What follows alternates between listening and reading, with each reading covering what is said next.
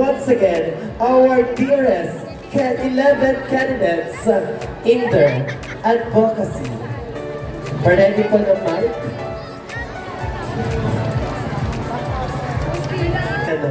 Ladies and gentlemen, people of Barangay Balay-Tigue, let us welcome our 11 candidates in their advocacy.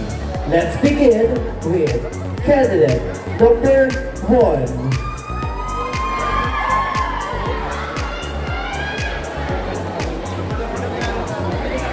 Music, please. Malaki ang tao. Sa live, malaki ang tao. Malaki ba dyan? Malaki ang kita mo.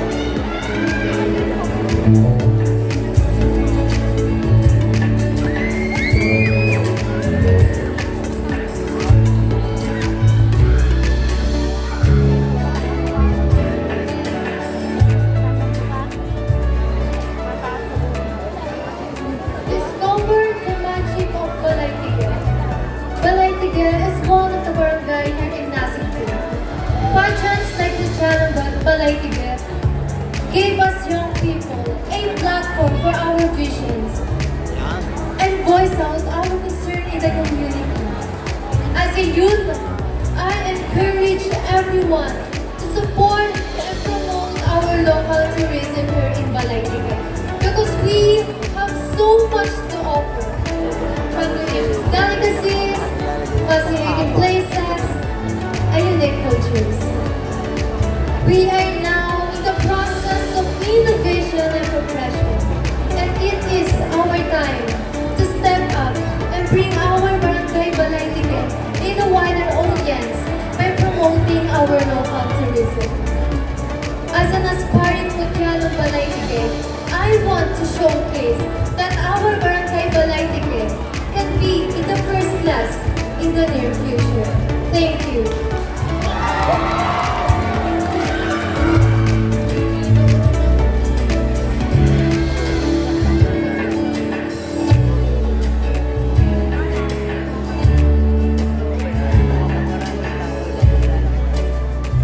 Thank you so much, candidate number 1. Now let's proceed to candidate number 2.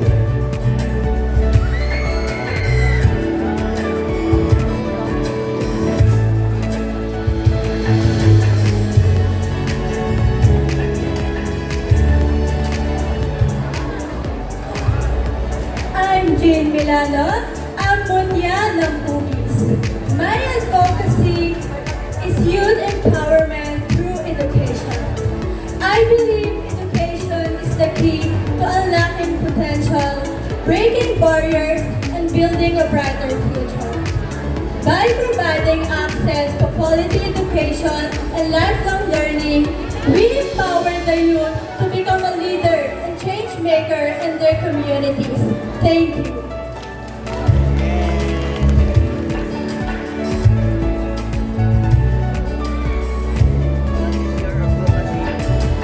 Thank you so much, candidate number 2. Next is candidate number 3.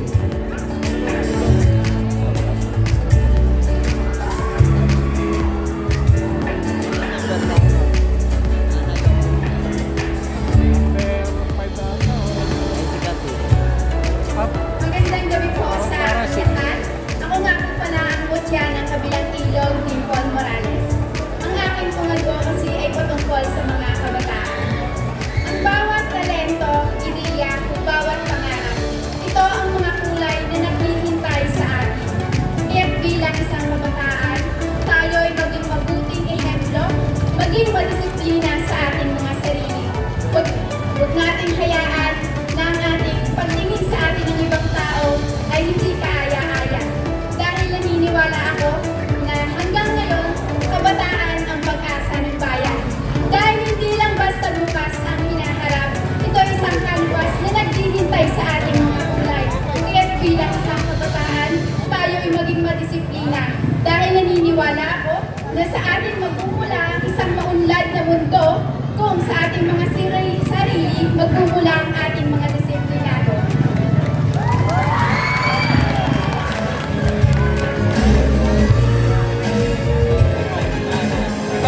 Thank you so much, candidate number 3. Next is candidate number 4. Ito pa premier ko.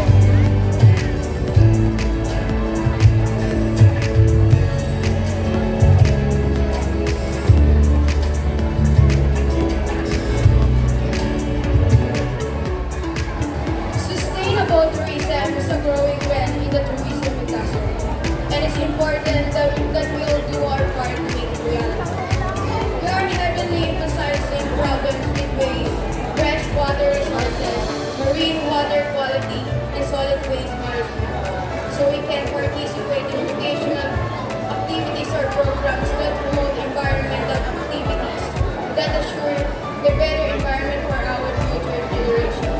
I am Jana Lorraine Puchol, an advocate for change, supporting sustainable tourism, and encouraging everyone to be part of tourism, addressing the needs of visitors, the industry, the environment, and most importantly, the host communities. Thank you.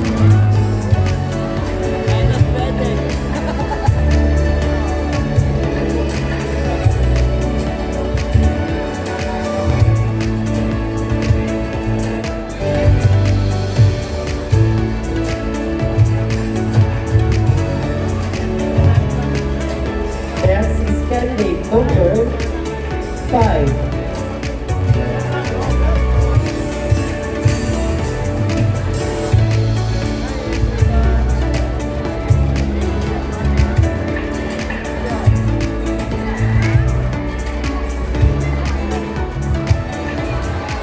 Magandang gabi po sa inyong lahat. Andito ako para ipakilala ang aking advokasya na tumutungkol sa empowerment of women.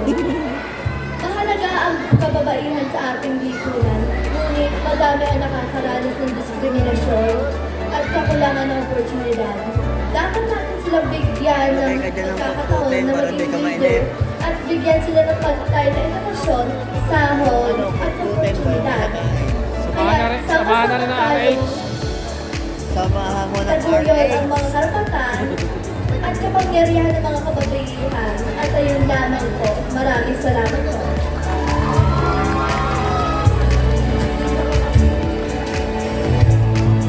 Thank you so much, candidate number 5. Next is candidate number 6.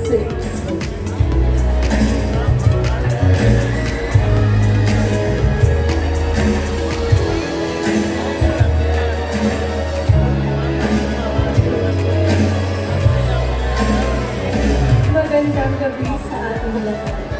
Ako nga po pala si Ramirez Alec Mutya ng Laban. At ang aking palayang ay patungkol sa kalikasan at alagaan para sa ating kinabukasan. Ang kalikasan ay nagbibigay buhay, ngunit unti-unti itong nasisira dahil sa ating kapabayaan. Simulan natin ang pagbabago sa maliit na hakbang. Tulad ng pagtatapon sa tamang basurahan, pagtitipid at pagsuporta sa gawaing makakalikasan. Ang pag-aalaga sa kalikasan ay pag-aalaga na rin para sa ating kinabukasan. Ayun lamang po ang maraming salamat.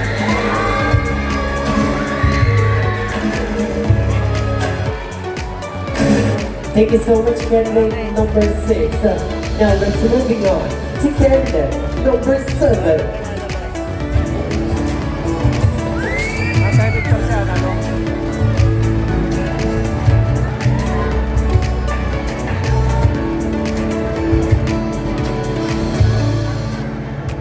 Nelson Mandela once said, education is the most powerful weapon that we can use to change the world. I am Amelie Ermita, an advocate for education. Ang aking advokasya ay bigyan ng importansya ang edukasyon, lalo na ng mga kabataan. Sabi mo. Ang aking karanasan kasama ang aking pamilya at mga kaibigan sa pag-abot ng tulong gaya ng school supplies, tulong pinansyal at maraming pang iba ay napakalaking tulong, ngunit ito ay panandalian lamang. Ngayong gabi, bilang mutya ng Balaytige, gagamitin ko ang oportunidad na ito upang magbigay ng boses at inspirasyon. Nag-vlog dahil gawa. Dahil ang edukasyon ay isa sa susi upang magbukas at napakaraming oportunidad at daan upang magtagumpay sa ating buhay.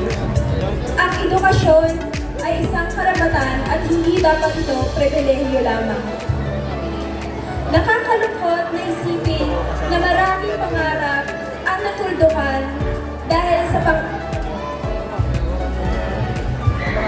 Bakit? Gusto mo uminom ng Kaya ngayong gabi, ang aking panawagan, lalo na sa mga nanunungkulan, ay bigyan din po natin ng suporta ang edukasyon. Dahil naniniwala ako na pag may sariling sikap at alalay ng pamilya at gobyerno ay napakalaking tulong upang magpatuloy. Sama-sama tayong magsumikap, magtulong-tulong at sabay-sabay po natin tupadin ang ating mga pangarap. Ayun lamang po at maraming salamat. Thank you so much, candidate number 7. Next, let's welcome candidate number 8. Nakalimutan yung sumasunod. Tagagalo.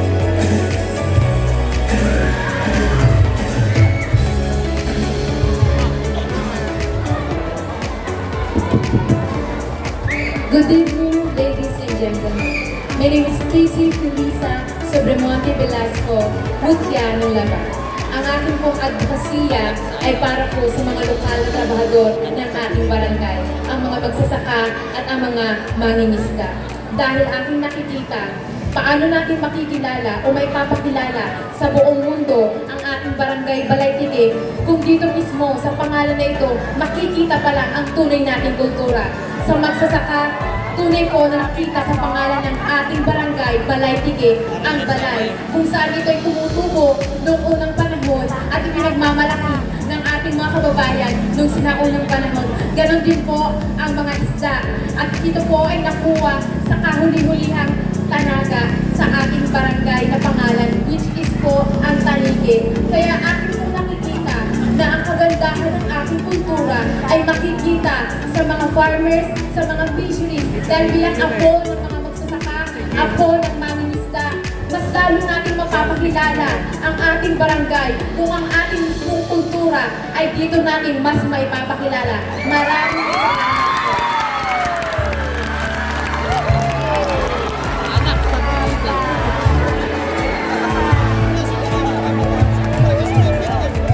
Thank you so much, candidate number 8. Next is candidate number 9.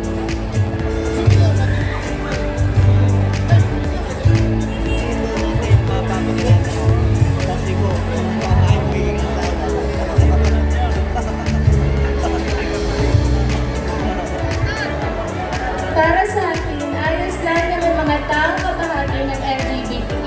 Dahil unang-una, hindi naman to masama. Pangalawa, ito,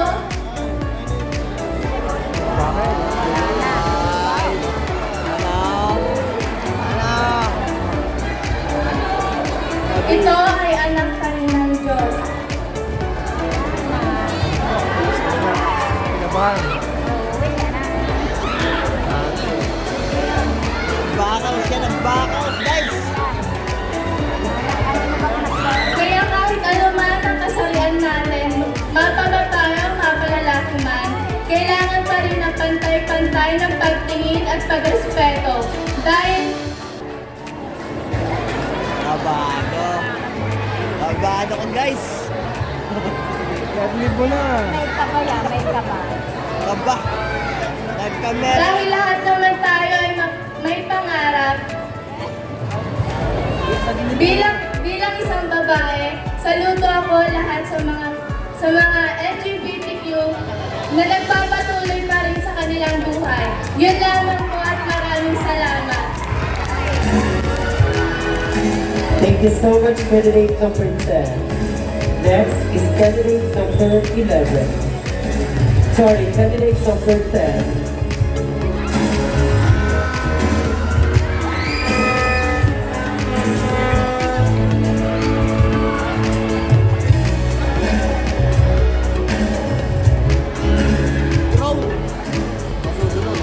Narito ako ngayon sa inyong harapan advokasiyang nalalapit sa aking puso. Good evening, everyone. I am Maria Angelica Batia, your Mutyanang Tally Beach candidate number 10, and my advocacy is about youth development of their innate talent and passion. Naniniwala ako, ang pag-unlad ng isang barangay ay nakasalalay rin sa mga presidenteng nandito sa barangay natin. Hindi lang sa basketball, but also in arts, dancing, bands, and many more aspects. Sa advokasya na ito, our culture will thrive. For me, napakahalaga nito for personal development and overall happiness kasi based on my experience, I have discovered my passion, which is painting, or sometimes I do makeup that I do in a living. I do art. In Tally Beach, I do painting landscape that also promote our tourism. I also want the people with our barangay to do the things they truly enjoy. Again, I am Maria Angelica Batia, your Mutyanang Tally Beach candidate number 10. It's my friend.